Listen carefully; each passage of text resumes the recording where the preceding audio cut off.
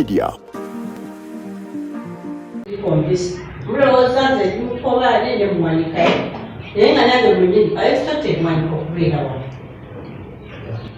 I expected no Mutuwe, not no Musasizi because I go one and red. See not for Bakansala is for the abakozi. You can feel like so not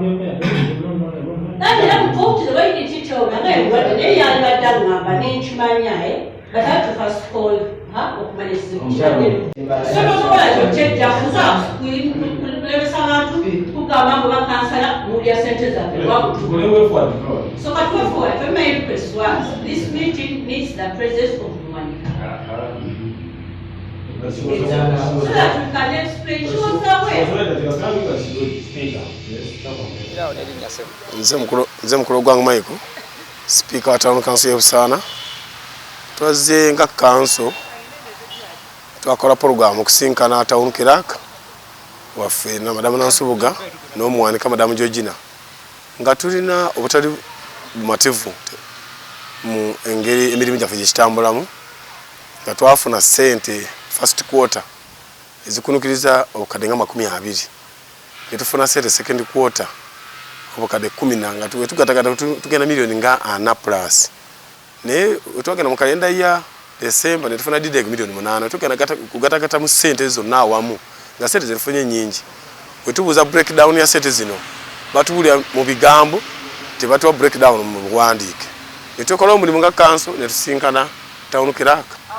ne tumugamba twala kumusinkana n'Omuwanika we tujjeko enviri ku mutwe tugenze mu office ye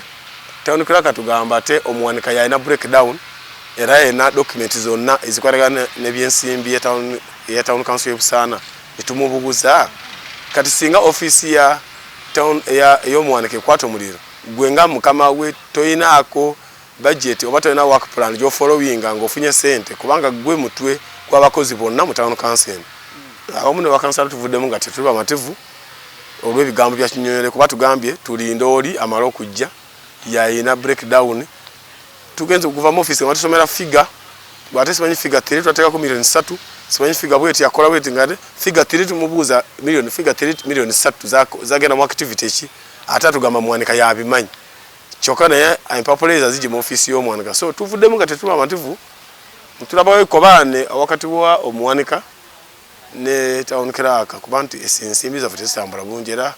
tusaba nti bekikwatako ddala kaawo oba Kayunga district kubanga ekisa kyasinze tujjako enviri ku mutwe nti Town Council ya Busaana mu wiiki eno ewedde tulyoke tuyingire wiiki etandise eno bakola paka ne ku Saturday ne ku Sunday twebuuza offices ze Kayunga zakyuka sanse kola ne weekend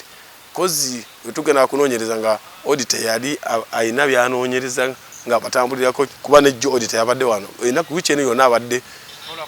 kuva Friday abadde atambulira twagala kaawo chairman bakama b'abantu bano batuyambe kukyalabika Busaana alabika tajja kutambula bulungi kwati ekintu twakikoze nga ne mukama waffe kubanga twakimuggyeko meya tetusobola kumuteeka kubanga jesi sigintole mu ssente zino wetumubuuza naye talina ansa ntuufu ne tugamba ffe katulumbe abantu ababiri abasayiningira ssente zaffe okuva mu banka kujja okukola emirimu mu bantu baffe abatutuma naye ensonga etuluma eriemu nti ebintu bye tuyisa mu budget tubikolebwe ate si bye bikolebwa kuba twayisa ka tulina oluguudo tulina okukola n'oluguudo si lwe lukolebwa olwo oluguudo tulina oluguudo lwa Yesiko Road Bugadu tulina olukola n'oluguudo olwo lutulemeseza olw'ensimbi nti bazibuzaabuza ojja n'obasaba breakdown tebagikuwa bakugamba oyitaliiwo kati eyo tuba tukoze olukiiko tugenda kusisinkana Town Clerk n'ow'ebyensimbi wane Busaana ku Town Council ne tutuuse nga ow'ebyensimbi taliiwo kiri nti balinga abeekobanye nti ow'ebyensimbi tabeerawo ate Clerk abeerewo ow'ensimbi akola lumu na lumu so kaawo tusaba tutaase ku mukazi ono ow'ebyensimbi ye enkola ye gy'akola atuwa naye tumusaba breakdown gy'atuwa si yeetuukiridde tujjukubamu ebituli breakdown ye atuwa breakdown enfu so tetutegeera Busaana eno twagala tukolere wamu naye kaawo tuyambe ku bakozi bano batuwe Busaana babere bantu berufu nnyo tukolera abantu be Busaana ne tulowooza nti ababiri balinamu ekkobaano ku kyesente engeri gye bazibuzaabuzamu tebazituwa mu bulambulukufu bwazo si ekitone siganga kituluma era ensonga etuleese olwaleero kati tubayo tusazeewo nti ffe kansi okutuula bo nga bo batekinico team bajje batuule bateeseze ekibuga ky'e Busaana olw'emirimu gye batatambuza bulungi waliwo ensimbi ze balaze naye ensimbi ze balaze nti ze bakola ensimbi zaali zirina okukolebwa ebintu ng'okuyiwa maramu ku nguudo batulazeeko nti zaakola mulimu gumu gwakola just kamuwaming machine just akasaawa kokka so tewali kirala kuba akateekako $1.5 million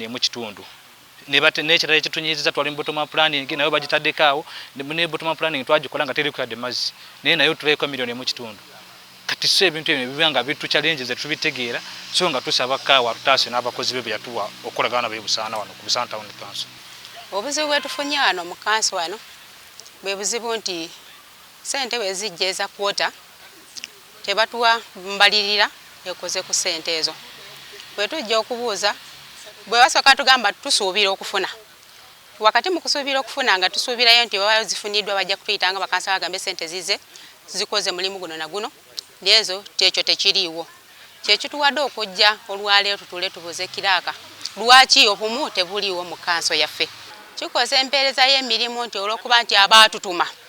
tebatufunamu bwesige bye baatutuma okola tewali kye tukozeeko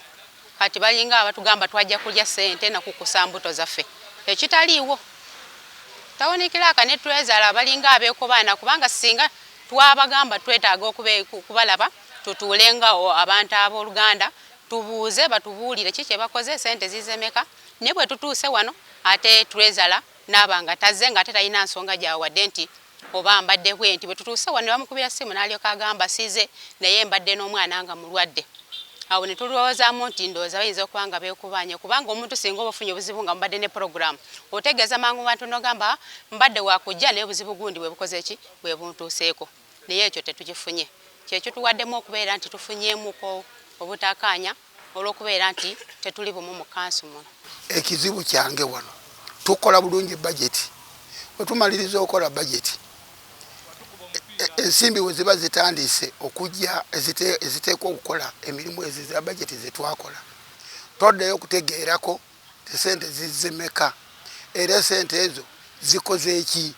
omulimu gwe zikoze guwedde wojja otuuka nti owatawunikiraka agamba kasiya taliiwo kakati ye nga tawunikiraka nenjagala ffe tutegeere ssente ziba zize tezituukira ku kasiya zituukira ku ye ate kati ye ate lwaki atusindika nti ate mugende wa kasiya oba kasiya amale okubeerawo kasiya oyo tayagala ddala kubeera wano bamusindika wano oba bamusindika wa lwaze wano ajjawo lwa kanso lero katumulabako hadi waba tasobola kifo kino batuwe kasiya omulala wetusobola agenda okukola full time nti ava ku balaza paka ku Lwokutaano nga mukozi waffe so si kutuwa winaku nti nkola lunaku gundi akati akola mu office ameka kizingamiza kitya emirimu ekintu ekyo kizingamiza emirimu kubanga kati oli wabazze nti njagala office eya kasiya nebanga nzigale kakati oyo addayo na kifaananyi ki kitegeera nti fono tuba tetulina kasiya tulaba nti waliwo okwekobaana kubanga singa omu agaana okujja omulala najja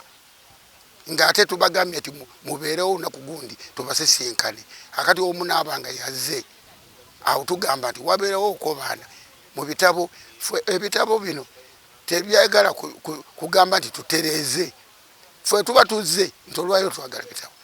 kubanga buli ekikolwa kyona kiba kiwandiikibwa akati lwaki ogamba nti ate kino sikintanga ng'ate ssente zafuluma wazifulumiza mu bbanga tozifulumiza mu biwandiiko. Wetagawo ko unity between parties, political party, political side and the technical side. Twetagawo kubanga tukwatagana oluvanyuma tuveeyo n'ekintu ekituufu naye tetugenda kubanga tutambuza mirimu gya ggwanga nga side emu ezibira ebyama teyagala side emu kubanga ebitegeera. So ndowooza nti twetaaga obumu mu bintu bino tetwetaaga nnyo entalo tezijja kubanga zituyambirako ddala wano e Busaana tetulina kubanga ekuleta reports mu nkiiko so kati tunabisinga olukiiko lwonna lwalina okutuula mu kusanga financial ene etandikaye so mbadde mmanyi ezo briefs zetubawa ne reports zetubawa nezirala activities eziba zigenda mu maaso. Then on issues of of money, we still communicate with executive. Then finance committee, we communicate with notes board. Kwebiri, we are going to this match, and instead I work plan. Maybe so, a news reporter.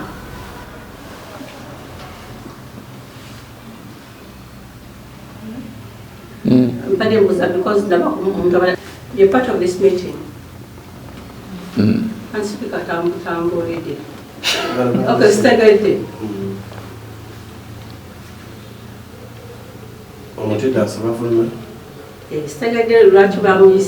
What are the issues? Those are the very issues. So you